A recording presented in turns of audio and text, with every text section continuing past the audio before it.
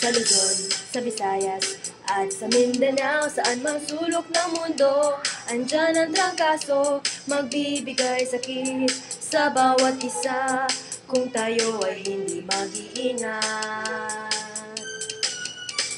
Ubo, sipon, mataas na lagnat, namamagang lalamunan, masakit na ulo, mga sintomas to ng trangkaso. Huwag sana tayo magkaroon ng ganito. Pagkaalagan ang inyong kalusugan, para sa huli di kayo magsisisi.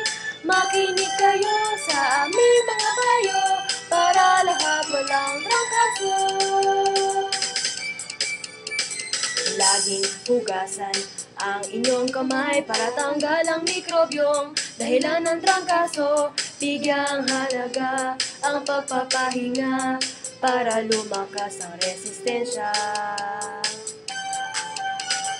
Kumain ng sariwang gulay, pati mga prutas na mayaman sa protein. Uminom din ng maraming tubig para umiwas sa dehydration.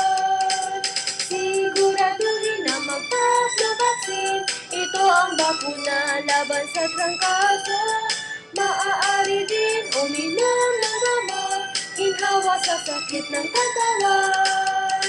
Lahat ito'y gawin mo para iwas flu, iwas flu.